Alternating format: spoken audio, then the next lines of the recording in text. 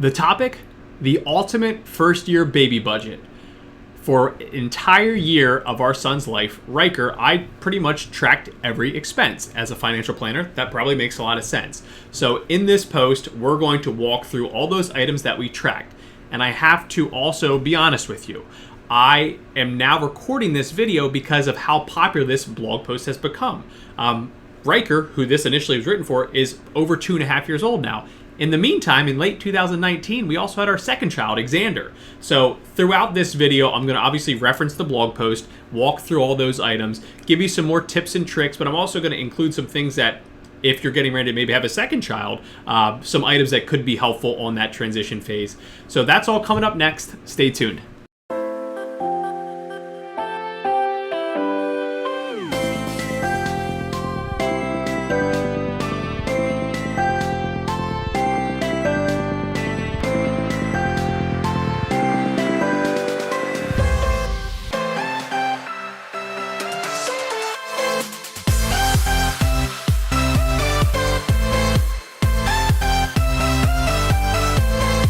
First up, pre-baby hospital and doctor cost. Disclaimer here. This is truly going to be dependent on the insurance that you have. So the items that we listed out in the blog post were specific to our situation. So I'm going to keep this high level on things that you should keep in mind. You're going to have your initial copay when you likely find out, officially confirm that there's a baby growing. That's going to be your initial copay. Then you're going to have some other costs that come in. Some, for us, the one that caught us off guard was one of the ultrasounds was not covered. That's okay. So there's going to be some other costs too, in addition to that copay and the actual pregnancy checkups as you're going through that phase. And then you'll obviously hit the day that your son or daughter is born, your child is born. And then you're going to have some medical costs there. The biggest tip I can give you for this section is if you're planning to have a baby in a certain year and you're going through your open enrollments packet, there's always a page in there where it lists out certain situations. Having a baby, I think one is diabetes, and I believe one is an arm or a leg fracture. I think they always call her Peg as well, but there's a row in there that says Peg is having a baby.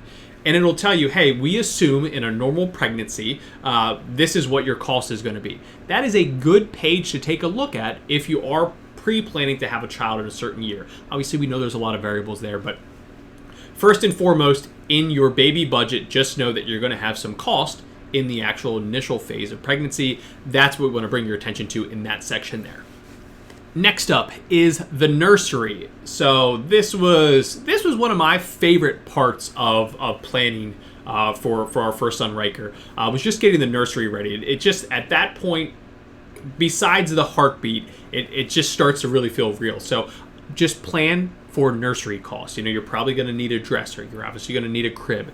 You're probably going to get, the camera to make sure that the baby's sleeping and all those items. So make sure that you're pre-planning for those costs of getting the nursery ready.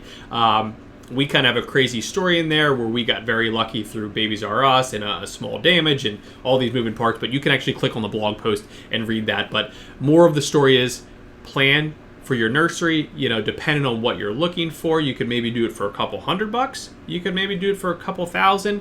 If you're, want a gold-plated crib, maybe you're looking on a higher end there. That was a joke. Hopefully you're not utilizing that.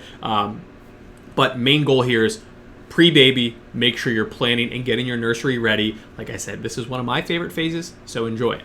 Next section, pre-baby miscellaneous items. So this is where you're starting to build all your tools in now. First up is the stroller. So when I wrote this post, the first stroller we started with was the UPPAbaby Cruise, and we love that stroller. Looking back on it, knowing that we wanted to have a larger family, we probably should have bought the UPPAbaby Vista, which is what we have now. Cool thing was we actually sold the Cruise. We kept it in pretty good shape. Sold the Cruise. Funny story, we actually met the individual in the Babies R Us parking lot. Actually, that was the Bye Bye Baby parking lot, and sold that for cash, took that cash into the Bye Bye Baby, and then bought our Vista. Vista's nice because you can expand it. So now we have our main seat for Riker. We have a rumbler seat, which is just a smaller seat for our youngest child, Xander. And then eventually, we plan to have a third child at some point. that's where we would then get the little skateboard extension. We can add Riker on there so he can cruise around like a big kid. And then we would have our third child and Xander in the stroller. So looking back on it, that's kind of a second baby update from the video compared to the post. Cruise is a wonderful stroller if the goal is 1. If you plan to grow more than that, you might want to look at the Vista because it just gives you some more room to expand.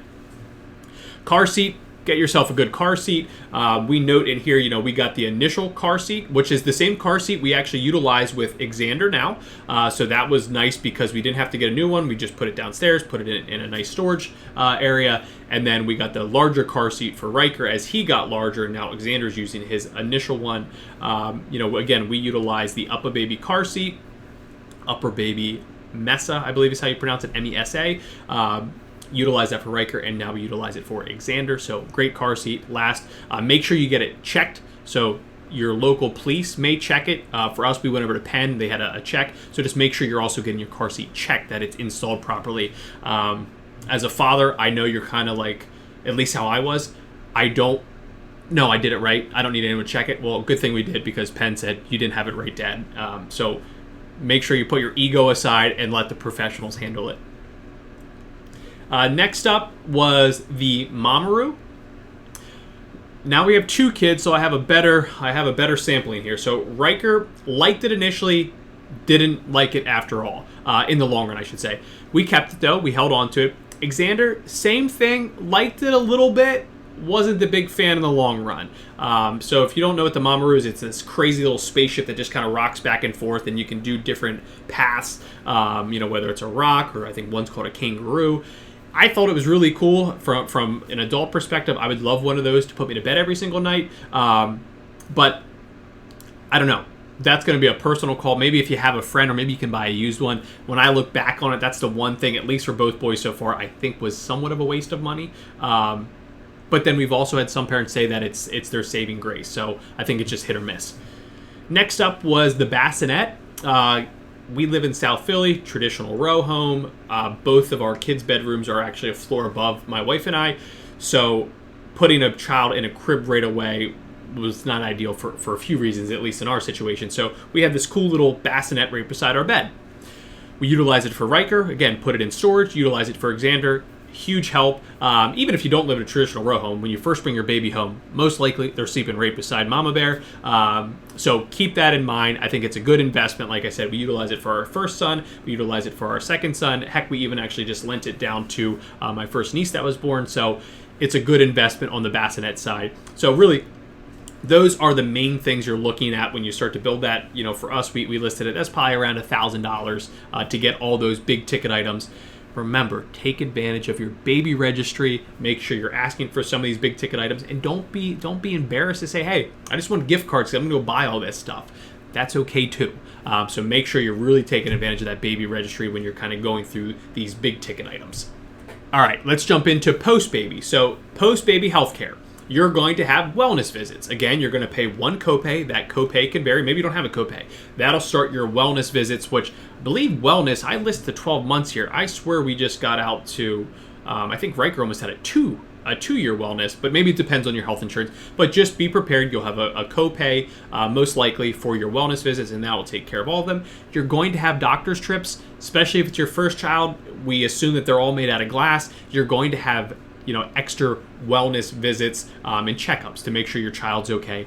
All common stuff, but just be prepared for that. And then also, don't forget, once you add a child to your healthcare plan or your spouse's healthcare plan, your costs are going to go up. Whether it was just you and your spouse, and now you're adding a child, you're now going to increase to, most likely they're going to label it as a family plan.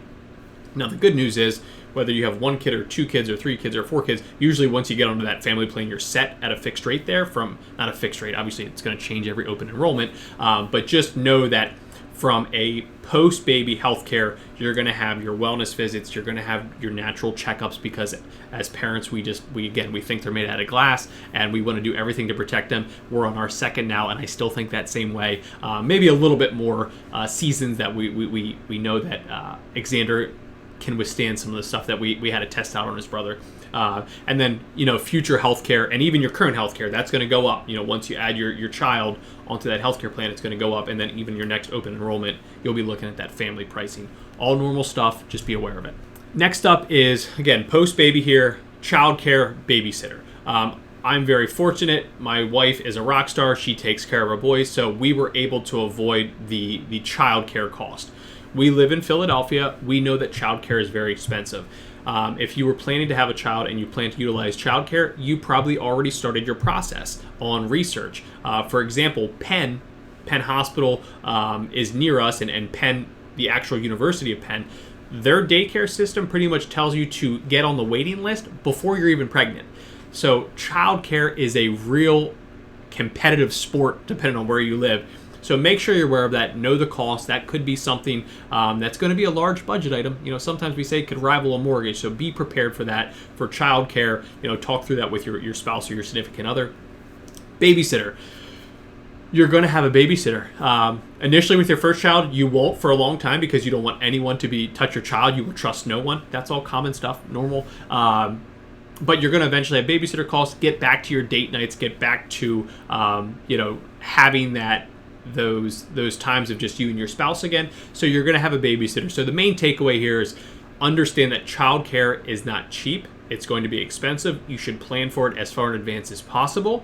And then also prepare for your babysitter.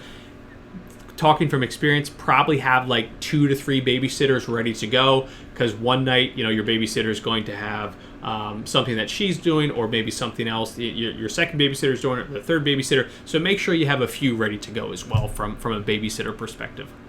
Next up is food, so post-baby food. So again, we were very fortunate. My wife was able to breastfeed both of our boys for a long period of time, so we never really had any formula cost. And I know that can be expensive. So we do list in the blog post the cost of formula. If you're able to breastfeed, or if you want to breastfeed, that can really help obviously keep that lower. But still, the cost of food, at least for us with Riker, in the first year of life, because remember, I wrote this post looking back on Riker's first year of life, it wasn't that expensive. Even now, Riker's 2.5, he's just now starting to shake the food budget a little bit, to the point where, if we order takeout, we kind of order him his own sushi roll. I know that's weird to say a 2.5-year-old likes sushi, but the kid's wild. He eats everything.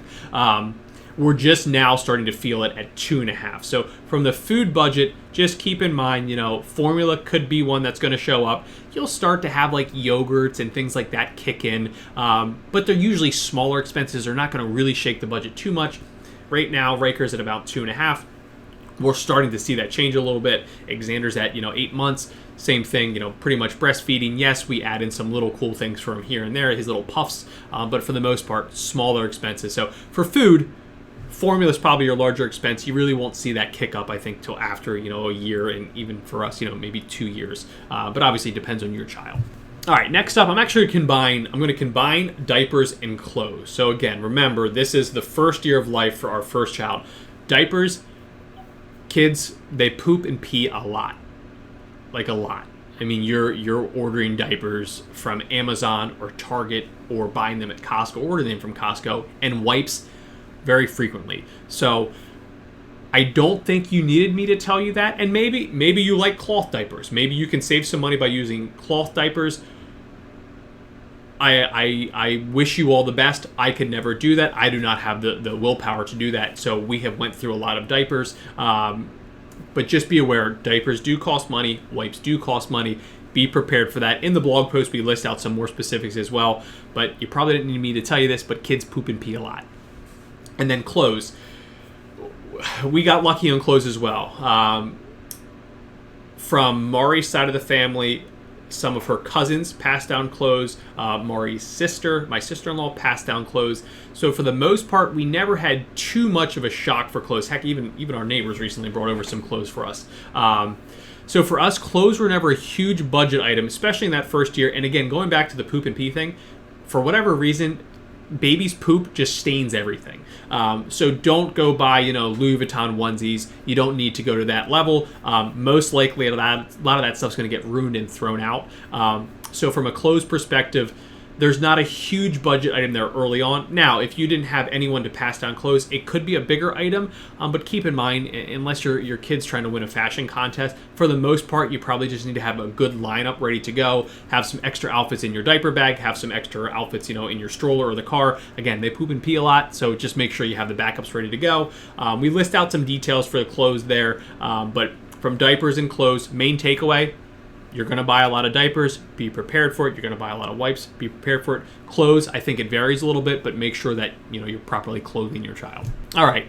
Last but not least, I hit on the car seat number 2 earlier, but eventually as your child grows, you need to get a larger car seat. So we had to upgrade Riker's car seat to a bigger car seat. We then took his infant car seat, we put it down in our basement. What is that, a year and a half later or so? I guess a little bit more than that. We had our second child, Alexander, brought that out of storage, and then we had our infant car seat ready to go. So you're going to need another car seat close to a year. Again, depends on how quickly your child grows, but just make sure you're prepared that infant car seat doesn't last that long. You're going to need to get a larger car seat in the near future, usually within a year range, I think is fair. And you're going to have miscellaneous items.